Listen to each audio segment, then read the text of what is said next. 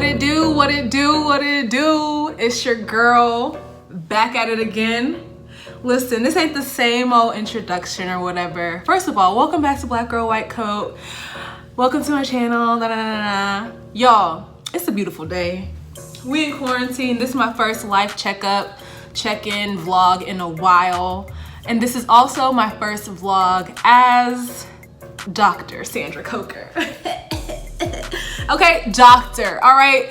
When you see me, address me as doctor because I worked hard for it, because my degree has been secured, because that MD is at the end of my name and it's going on all legal forms, okay? Because that doctor is before my name, going on all legal forms, you know?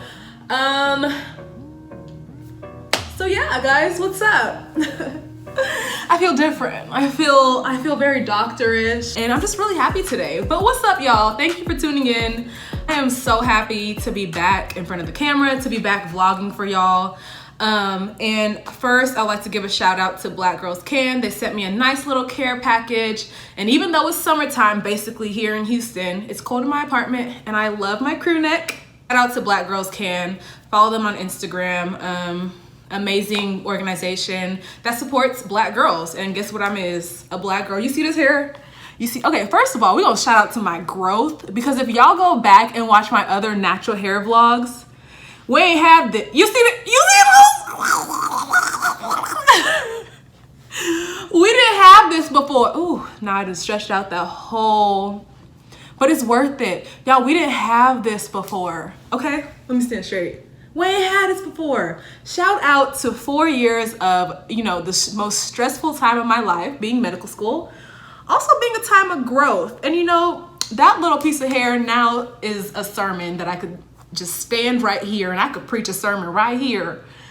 Through the hardest 4 years of my life, there was growth. Y'all, medical school is over. But now I'm finally on the other side. My degree is in my living room. My one-way plane ticket to Chicago has been purchased. My apartment in Chicago is waiting for me to move in. It's crazy. I don't know. I don't want to start crying on this vlog because it's too much.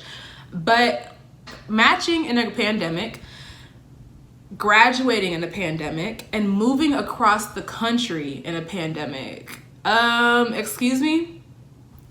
That's just like a recipe for stress, a recipe for anxiety, a recipe for fear and worry and all that stuff. But luckily, I've been holding up thanks to friends and family, and also to the thousands of other medical students that are having to do the same thing. So I've received a lot of support in ways that I can't even begin to explain right now. So thank you guys for supporting me in this whole process and in this stage of the journey that I'm in. It's emotional. I'm emotional. I'm an emotional person. This has been an emotional process. I'm standing right here to film this vlog because literally this is the only wall, the only area of my house that looks decent right now. But we good. We gonna keep it moving. We gonna keep going. And yeah, we gonna thrive. I cannot wait to bring you guys along with me through the journey of residency. A lot of people have been asking me, so what's gonna happen to Black Girl White Coat when you're a resident? What's gonna happen? How are you gonna keep up with it? Ain't nothing gonna change. Look, the same me y'all getting right now, same me y'all gonna get then, okay? Period. Periana, all right? Because now I can even be more myself. And that brings me to my next point. Good segue, Sandra. Thank you, Sandra. Dr. Coker, I'm sorry. If you've been part of my family, the Black Girl White Coat community, since I started this mug, 2016, in my other apartment in the living room when I was dancing like I was crazy and put it in slow motion. Yeah, that was embarrassing. All my old vlogs are embarrassing to me. But if you've been watching since then, yo, I really F's with you, dog. If you've been rocking with me since back then, I really appreciate you.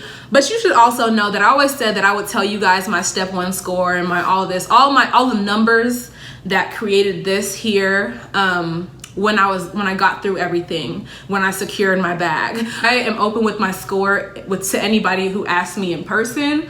So why not share with you guys the numbers that have gotten me to where I am. I'm only doing this because, one, I believe in transparency. If I'm going to tell you guys, you know, how to do this or give you guys advice or be any kind of guidance in your life, I feel like you guys should know more about me. I don't care. I don't care if you know my score. I don't care if you know my grades. I don't care if you know my GPA, whatever. I don't really care. So there's that. And then there's also people that believe if you don't have certain numbers, then you can't get to where you want to go. So there are some areas where I definitely feel like I could have done better with my score. And I know this is a lot of people's story. And I know that people get scores that they don't like after step one, and they're like, I'm never gonna be a doctor. I'm never gonna go into the specialty that I want, yada, yada, yada. I'm here to just say that that's a lie. Like, you don't have to believe that. That's literally the enemy trying to like make you just give up on your dream and give up on what you want to do and all that stuff, and just don't let it happen. But for me, this is all about transparency. Y'all get to know me a little bit more, and y'all know that if I could do it, then y'all could do it for sure too. And what I wanted to say before, even though like your scores are average or hanging around that mediocre zone, which I hate, but mine definitely did, there are so many other parts of your application and so many other parts of your personality, listen to me, that matter. As much as we are drilled into our head that numbers matter, numbers are the only thing, it's your scores, it's your GPA, standardized testing. There are good people and good programs and good schools that are out there that are truly looking at you as an applicant holistically. You know, they're looking at the rest of your application. They're looking at what you did, volunteer, community, research, leadership, job, your personal statement. So it really does matter. And I truly believe that I was able to I keep saying this like till today, I believe that part of the reason why I am where I am today is because I was able to put together a very well-rounded, cohesive application, both to medical school and to residency. I know that my numbers are not the worst. I'm very aware, so y'all don't have to tell me that. But if your numbers are worse than mine, I want you to reach out for help. A part of my problem is that I don't like reaching out for help. I'd rather just suffer in silence in every area of life. But I want to encourage you guys to reach out for help. If you feel like your score is a subpar, if you feel like your application is not good, ask somebody. You don't have to just struggle by yourself. Get a mentor, get an advisor, ask Black Girl White Coat for guidance, ask us for help. Or I can, even if you don't want to ask me, I can point you in the direction of other people and you can ask them for help. Okay? So that's my little spiel. I guess I should show y'all and talk to y'all about my scores. Hold on. All right, y'all, let's bring it in and let's do this tell all the right way. We're gonna take it back to high school, y'all. High school. I was a basketball player all 4 years in high school. Loved basketball. That was pretty much my life. Also, I was the basketball student that was in AP classes. I was in all the like honor stuff, and I took dual credit classes for my final year as well, and that contributed to me graduating early from Baylor University. But all that to say, I don't need to talk too much about high school. In high school, things came easier to me in high school. I don't know why. I don't remember why. I don't remember actually studying in high school, but I'm sure I had to. But high school, I just remember basketball. But somehow I made it through AP and honors courses. And I graduated. I don't have my high school GPA here because that's doing a lot. I graduated high school with above 4.0 GPA. It was well above 4.0 because of the AP classes, but I don't remember exactly what it was. But it was a really good GPA. And then that got me into Baylor University. But my SAT and my ACT scores, a little bit above average. Well, my SAT scores were actually maybe like 80th percentile, 82nd, 85th percentile range. But I wasn't 96, 99 percentile in high school. ACT was not good. My ACT score was not, what's up? It was like average or a little bit above average. I'm not even joking. Like I just haven't really, I hate to say this because I don't like to verbalize things like this, but standardized tests for me have not been the best. My GPA is always really high, but my standardized test score is just not, it just doesn't match my GPA ever. And I definitely have seen that trend continue on even through medical school. Baylor was awesome. Baylor is a great school for pre-health students, whether you want to go into dentistry, nursing. I think they have a PT school now. and whatever it is, pre-med as well. I was part of the graduating high school class of 2012. I graduated Baylor in 2015. As I said, the dual credit enrollment classes helped me like get a lot of college credit while I was in high school, which is great. If your school offers dual credit, dual enrollment, listen, save your parents some money, save yourself some money, and take them in high school so you can get through college faster. I also took a lot of summer school at HCC, which is Houston Community College. Less money, and I took the classes that were not, relevant to what I wanted to do. I can't tell you, my total GPA while at Baylor was a 3.87. I'm reading it here. This is it. Y'all can't see, but 3.87. That's a pretty good GPA.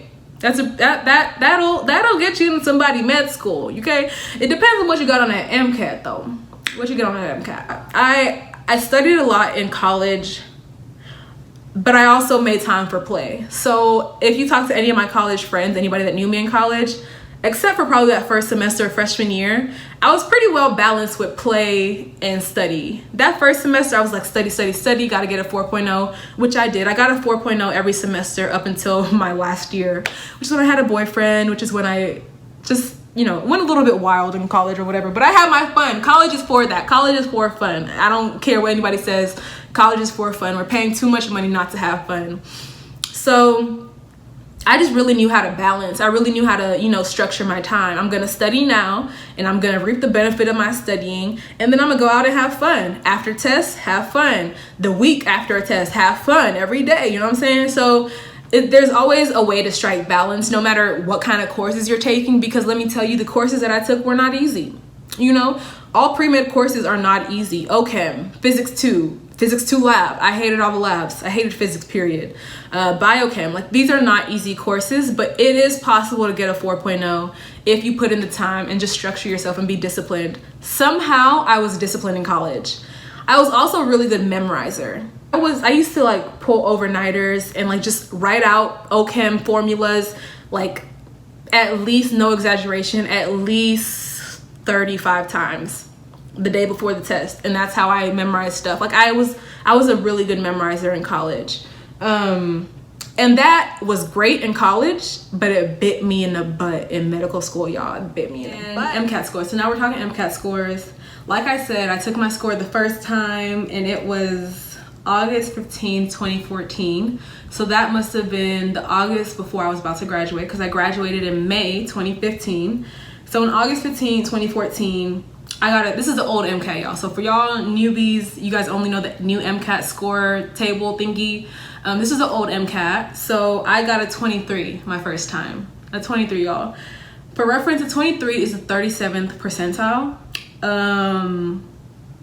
I wasn't satisfied with that. I wasn't good with that. I figured that I could do better. And since I now had a gap year that I didn't plan on, but I had it, I figured that might as well. That first attempt where I got a 23, 37th percentile was August 15, 2014. I took my next exam January 8th, 2015. 5 months later, and I got a 26. So my score went up 3 points.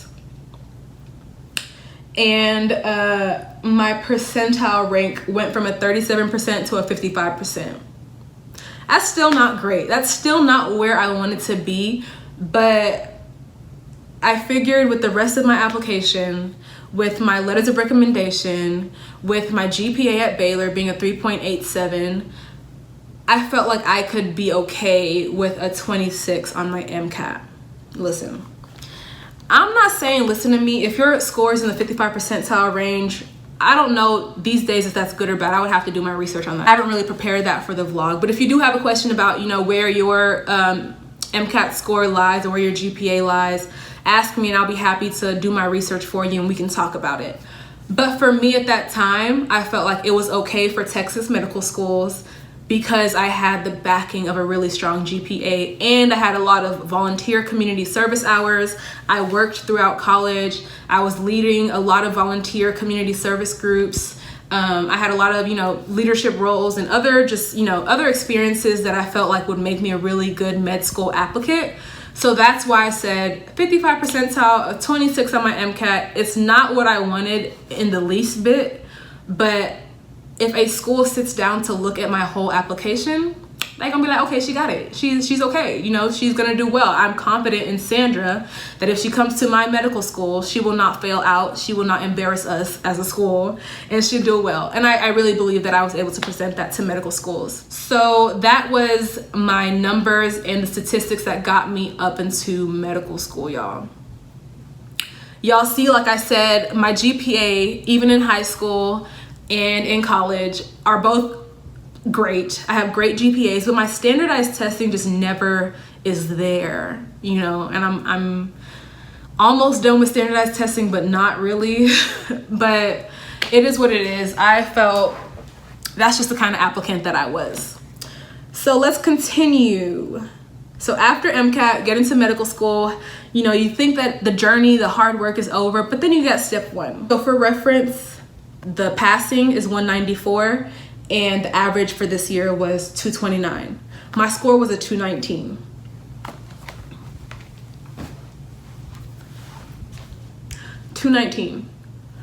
Passing is 194. Average is 229. My score was a 219. The average for emergency medicine residency programs at this time, I believe, was a 232 on step 1. Passing is 194. I got a 219. The national average was a 229. The average for emergency medicine was 232 or 233. There was nothing that you could have told me at that, and in those months that passed throughout the step 1 thing, that I was gonna be an emergency. You couldn't have convinced me that I was gonna go into emergency medicine, that a residency program was gonna want me, or, you know, allow me into their program. You could not have convinced me, because when I saw that 219, I thought I was screwed. I thought it was all over and done with. I went to my program director at my school, the emergency medicine PD. I went to his office and I met him for the first time and sobbed in his office and told him that I will never be a doctor. I'll never be an emergency medicine doctor with my score. So yeah, fast forward. I'm like, okay, everybody's hope. Everybody who gets a low score on step 1 has the hope that for step 2, their score will be amazing and it'll be well above average and it'll be so much higher than their step 1 score that the residency programs will understand, yeah, whatever, her step 2 score made up for it. That's always the goal. And you always, step 2 is an easier quote unquote test than step 1. So the goal is to always do better, like exponentially better on step 2 than step 1. I got a 219 on step 1. Let's go to step 2.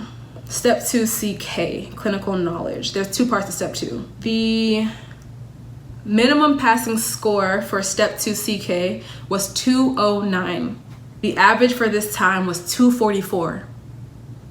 244. Now, listen, studying for this test was different because I felt good. I felt good studying for this. It was like, I've learned my lessons from step 1. I don't have any, you know, boy drama. I don't have any drama. I'm just studying. I'm gonna get my work done. We're gonna get in and get out, and everything is gonna be fine. So I was studying, and I was taking my practice test, y'all. I was doing good. I was doing great. I was getting 245s, 250, whatever. And the rolling theme is that if you take your practice test, the score that you got on your practice test, there's a good chance that you'll get up to 10 points higher than that. Like 245 on a practice test for step 2 CK, I was elated. I said, that's easy. I'm gonna at least get a 255, you know, maybe even 260 on the real test, right? Because I've been doing well in these practice tests, and that's how it was going. It was a great study season. All right, so let's go back. We talk about numbers. We're not giving full stories in this vlog. Numbers. Average for this time was a 244. I was getting 245s on practice, meaning that I was thinking the whole time on the real test, I'm at least gonna get a 245, probably gonna get a 255. Even better, I'll get a 260. Y'all, I got a 226 on my step 2 CK. Make it make sense. Can y'all imagine the devastation I felt when I opened up this email? I was prepared to celebrate. I was prepared to see 260. I saw 226. Now, if I didn't think that I was gonna be a doctor, an emergency medicine doctor, with a 219 on step 1, to open up step 2 CK and see 226, I for sure was like, nah, what is this?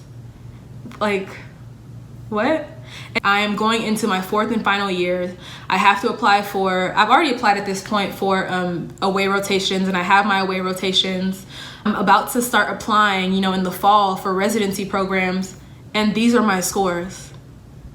Y'all, I was devastated. But again, that is not for this vlog. This vlog is for transparency. This vlog is for y'all to get to know me better. This vlog is for numbers. So I've gone through everything up into step 2 CK. Long story short, I was devastated. I didn't believe it would happen. But in another vlog, we're gonna talk about how I made it happen and how it did happen and how it is here. That after step 2 CK is step 2 CS, step 2 clinical skills.